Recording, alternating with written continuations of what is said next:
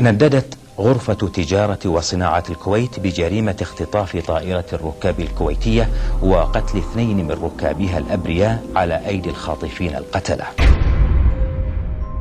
في سنة 1988 صار شيء هز الكويت كلها. أهل الكويت ناموا وصحوا على خبر اختطاف طائرة الجابرية. الحادث هذا اللي مستحيل يغيب عن بال كل كويتي. تعالوا معاي الحين خلينا نعرف السالفة كلها.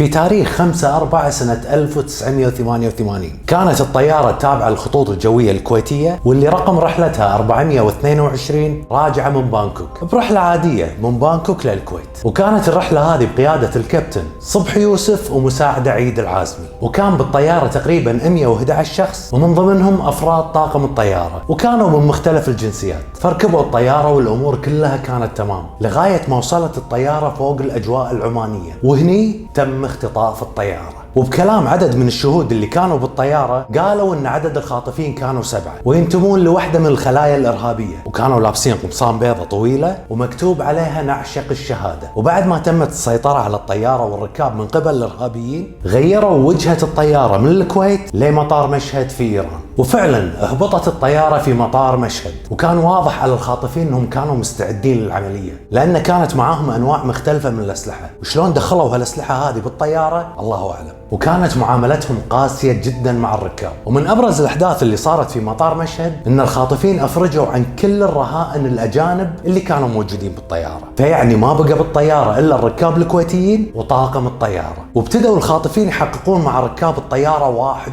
وقاموا يسألونهم كذا سؤال منهم دينك، مكان شغلك، مذهبك، وايد أسئلة قاموا يسألونها حق الركاب يبي يعرفون عنهم كل شيء. وعلى كلام الركاب اللي كانوا موجودين بالطيارة يقولون إن احنا ما كنا ندري إن احنا موجودين في مطار مشهد إلا عن طريق وجبات الأكل. كانوا لما يجيبون لهم وجبات الأكل كان يبين إنه مكتوب عليها باللغة الإيرانية. وظلت الطيارة على هالحال 3 أيام في مطار مشهد. وفي اليوم الرابع أمروا الخاطفين الطيارة إنه يتوجه لمطار بيروت. وفعلا نفذ الكابتن كلامهم واتجه لمطار بيروت. لكن السلطات في مطار بيروت رفضت إن الطيارة تهبط عندهم لدرجة إنهم سكروا المدرج بالسيارات وما خلوا الطيارة تنزل في مطار بيروت. وعلى كلام الشهود إن الطيار حاول يهبط في أكثر من مرة بمطار بيروت لكن السلطات ما كانت تسمح له. وبهالوقت كانت الطيارة محتاجة وقود وكان الوقود قاعد يخلص منهم وكان لازم إن الطيارة تهبط بأسرع وقت. فبعد ما حاولوا إنهم يكلمون أكثر من مطار قريب منهم وافقت السلطات القبرصية للطيارة إنها تهبط في مطار لارنكا. وطبعا هذا كان لدواعي إنسانية علشان لا تصير كارثة أكبر خصوصا إن الوقود كان قاعد يخلص منهم وفي احتمال كبير إن الطيارة تطيح. الحين تعالوا خلونا نشوف فيديو في الكابتن صبحي والشيخ سعد رحمة الله عليهم قاعدين يتكلمون بهالموضوع. الكابتن صبحي قاعد يشرح حق الشيخ سعد شلون مطار بيروت رفضوا انهم ينزلون عندهم وشلون مطار لارنكا وافقوا واسمحوا لهم بالهبوط. وبعدين كم مرة تحلقت توقي؟ اللي طال عمرك حوالي 3 ساعات وثلث 3 ساعات كنت توصل في بيروت دمشق لارنكا؟ لا في بيروت والكويت لأن لارنكا ما نحصلها لأن على ارتفاع واقع 2000 قدم ما نحصل لارنكا. فهو يريد يبعثنا لارنكا يقول وين ما تريدون تروحون هذا أبو بيروت. بعد كم كان عندك كم من الوقود؟ ما ضل حوالي يعني يوصلنا إما للشام إلى سوريا أو قطر وراها 10 دقائق أكثر. هذا شنو كان الحل الثالث عندك؟ الحل الثالث سيدي هم رادوا ننزل بالمي.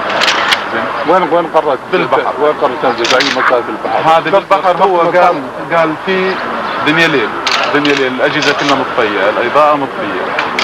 فقال نحن قال لي تشوف هذا المكان اللي حد المطار انا ما ادري لحد منطقه الوزاعي يقولون منطقه الوزاعي. قال تنزل هنا ونريد ننزل هنا. دار عايد قال له يا اخي اذا نزلنا بالمي شلون؟ قال له عندنا السلايد يسع 55 واحد احنا كلها 42. قلت له شوف يا اخي ترى جنبه عمرها ما نزل. طيب وما نقدر نسوي ثانيا ما عندنا دوبه حتى نسحب هذه الله اعلم وين تصير بالماء. ثانيا نفضل ننزل على الارض اذا تريدون على الارض. قالوا لا قلت له يا اخي الشام مفتوحه كلها الدنيا مفتوحه خلينا نروح. فبالاخير وقت المصرين قنبله بايده براسنا براسي والمسدس براسي، دار على عيد المساعد مالي قال له ولا واحد بالمليون ما عنده. جاء علي تصور تصوير حتى على اليابسه يعني حتى على اليابسه قال لي كابتن شنو الامل؟ قلت له راح نتفجر وخلص بعد ما ضل شيء يعني. خلص داروا بيناتهم قاموا صارت لغط. نحن بهالحاله هذه تقريبا واصلين 800 قدم فوق بيروت، بين بيروت وبين المطار. وبعدين برج بيروت يتابع برج بيروت يتابع، بس بيروت قال لا تتقرب، سكر الخط. نعم سكر الخط وكل شيء. فنحن هم الله فتحها بينا وفتحنا باور وطلعنا على 6000 بعدين 27 متفقين على سوريا. فتعرف بالجبال والمنطقة بعيدين شوية. أول مرة ما كان يجاوب دمشق. بعدين طيارتنا الايرباص كانت على الأرض وغير طيارة اتصلوا بالشام. فجاوب الفيس اوفيسر قال له أبو سوريا قال له مطار دمشق مسكرين. قال له يا أخي تونا مستلمين خبر من الكويت بأنه ترحبون فينا. قال المطار مسكر. لفيت أنا الفيجر الراديو على قطرس.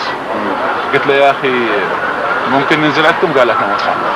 قلت له اكيد. قال اهلا وسهلا. لفيت على الطياره مره واحده باتجاه، قلت له انطيني اقرب خط بين هني المطار وهذا. قال حتى انا ما مصدق بعد لان اعرف كان مسكر. نعم. فقلت له نحن واصلين اعطينا. قال انتم الوحيدين انزلوا احسن.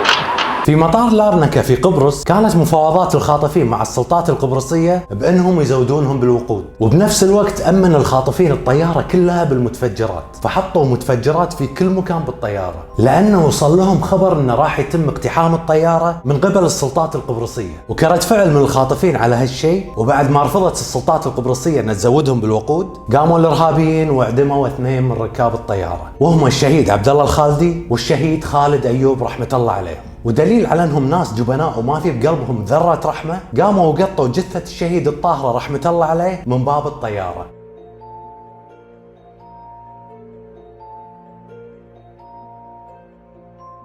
وانا قاعد ابحث وادور بالقصة هذه بالصدفة لقيت مكالمة هاتفية. المكالمة هذه اجرتها احدى المحطات الاذاعية مع اخت الشهيد خالد ايوب. خلينا نسمع شنو قالت. ما ادري الحادثة يعني كانت مفجعة وأليمة على كل كويتي، يعني عاش على هالأرض. يعني صدق الحادثة صار لها الحين 25 سنة، بس هي تمر علينا مرور كأنها شريط سينمائي. يعني كأنك أنت تشوف الشيء قدام عينك، كأنها الحادثة بحذافيرها موجودة قدامنا. يعني ما محت من ذاكرتنا ولا يوم. أخوي الله يرحمه خالد الشهيد خالد أيوب بندر الله يرحمه كان ناوي يسافر حق تايلاند ويا رفيجه على أساس سوى كان يشتغل بالمطافي من 4 أشهر. يعني سوى شباب وطاير بالوظيفة مستانس. فيا خبر أمي على أساس إنه بيروح حق تايلاند، وكان يسلم عليها وسلامة. احنا كنا يعني نطالعه شلون يحب أمي ويقبلها ويبوسها ويقول لها أنا بهاجر يما، وقاعد يتقشمر وياها ويقول لها أنا يعني بهاجر يمكن أروح هالمرة ما راح أرد لك. كنا حاس إنه بيروح ومو راد مرة ثانية. المهم الله يرحمه توقعنا انه يعني ردتها ان شاء الله يعني عقب كذي 3 أسابيع وهو راد بالسلامه. بطلنا التلفزيون لقينا ان الطياره مخطوفه. يعني شو اقول لك، الموقف كان رهيب.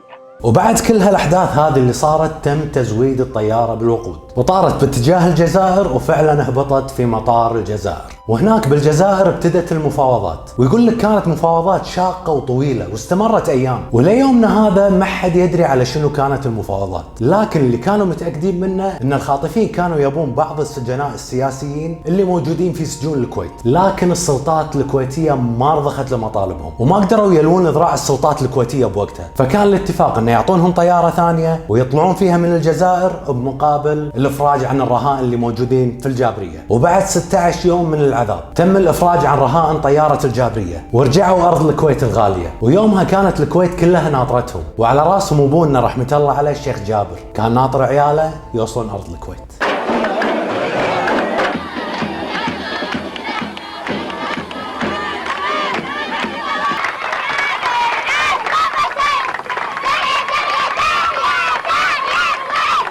قد وصل إلى أرض الكويت وإلى أرض المطار حاملا على متنه أبناء الكويت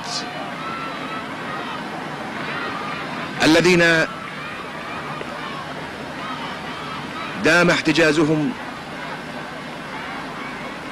بين يدي القراصنة المجرمين الذين أرادوا النيل من الكويت ومن أبنائها، ولكن إرادة الكويت وعزيمة قائده كانت لهم بالمرصاد. وهكذا هي الكويت دائما، لا يفرق بينها من يستطيع التفرقة. أنا كويتي، أنا قول وفعل وعزومي قوية، أنا كويتي، أنا عن موقفي تحت الكابرية، أنا كويتي، أنا قول وفعل وعزومي قوية، أنا كويتي، أنا عن موقفي تحت الكابرية. دائما افتخر ان احنا علاقتنا الكويتيين مع بعض غير، بمختلف طوائفنا، بمختلف توجهاتنا السياسية، لكن نتفق كلنا على حب هالوطن. تعالوا شوفوا معاي فرحة الكويتيين بردة عيالهم. والله ما تعبر الصراحة، أول ما سمعت الخبر يبيت وقعدت أبكي، ماني مصدقة هالخبر. وأنا أشكر الحكومة على وقفتها الوقفة كاملة، دين واحد والأسرة واحدة، ما تهزنا أكبر دولة تهز الكويت، والله الزميرها وشعبها اللي حاميها. أول شيء صراحة الإنسان ما أدري شلون يعني من الفرحة ما يدري شلون يعبر عن شعوره. انا والله في البيت واسمع اليباب بالسكه، قلت يا جماعه شنو هاليباب؟ كان يقولون طياره وينقز، حتى انا عقالي طاح من راسي من زود الفرحه. ولازم اليوم كل الكويت تفرح بهذا الخبر، لأنه المفروض احنا اليوم ناخذ الورد ونروح حق المطار اول ما نسمع هالخبر، ونروح حق المطار ان شاء الله، ونكت على كل واحد ينكت عليه الورد، وهذا يعني فرح يهز المشاعر. واليوم بمدرسة اليرموك المتوسطة للبنات اجتمعنا كل المدرسات والبنات والطالبات والناظرة، رقصنا وكل واحدة صفقت، وبأننا فرحنا في هذا الموضوع. شكرا. كلي فخر اني كويتي وولد هذه الارض، وان اللي كانوا بهالطياره وشهدائها هم اخواني واهلي، وكلنا راح نكون ايد واحده وصف واحد بوجه كل من يحاول العبث بامن هالارض الطيبه مهما كان، وراح نتم اسره واحده تحت رايه قادتنا آل الصباح، وكثر ما راح يحاولون ما حد راح يقدر يفرقنا. يعطيكم الصحه والعافيه، مع السلامه.